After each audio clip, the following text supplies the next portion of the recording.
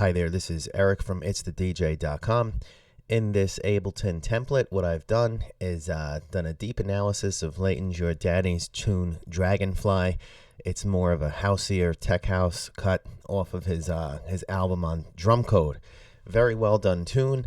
The beauty is in how simple and subtle the whole thing is, and how it evolves. There's really as far as the arrangement goes, there's nothing super duper complex or out of the box that he does. It follows a really typical format for, let's just call it a club track.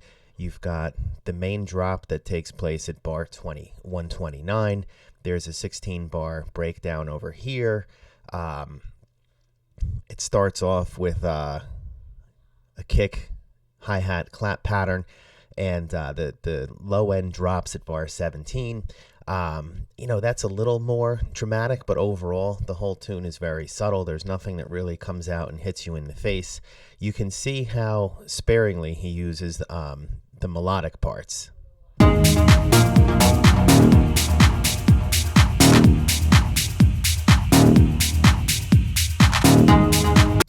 And what I've done is made like a mock arrangement of his tune. So I listened the best that I could for all the different elements, when they start, when they finish. So, you guys who are looking to, finish your own music, if you have something like this, I would say leverage this template and, maybe take your own tracks and line them up in this fashion. And one of the things that a lot of, not beginners, but, maybe beginners to intermediate people make is they just overdo it on a lot of the elements in their tracks. So for instance, if it's a chord riff or something like that, they would repeat this way more throughout the tune, and then it gets too repetitive. So you can see that he's only used the melodic part of his track, only little bits and pieces here and there. He also has this kind of ominous sounding chord stab that I like. So I placed it where you can hear it on like that last eighth note of the bar.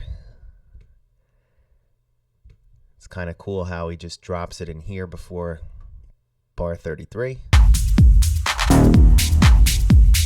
And then the other thing that I thought was interesting is that instead of using more of that same chord stab, he places a vocal sample towards the end of the tune,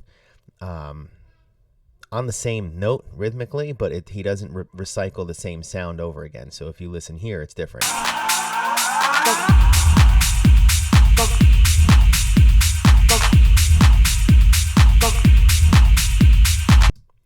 And then the other thing that's cool, there's just lots of swirling sound effects and airy stuff going on in the background. So if you listen to this section, and then over here, it almost sounds like the same exact thing repeats itself, but there's definitely something like side-chained and kind of occurring with the open hi-hats here. You can hear that pumping airy effect that's just noticeable to bring the energy up a little bit, but it's not like an in-your-face sound that it's like, whoa, where did this come from? It's very subtle. So check it out again.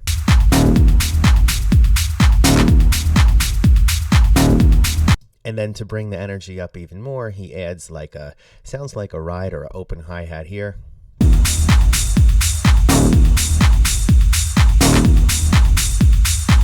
And then typically, I've been looking at a number of these tracks now. As soon as you hear that ride or open hi-hat sound like that, that's a device to just increase energy, which always follows by a decrease in energy. So he pulls the kick drum out here.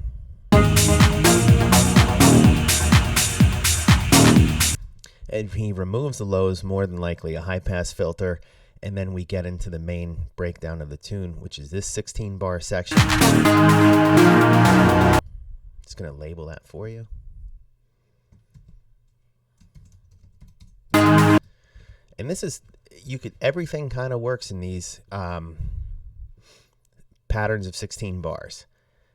And then there's a couple things that happen in an 8-bar pattern, right? Like for the conclusion of the tune, he doesn't remove the kick right here. The kick is dropped out over here.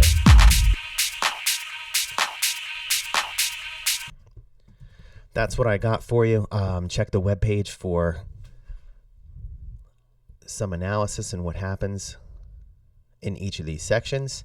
And when you subscribe, you can get this template. You won't get the artist's original track, obviously.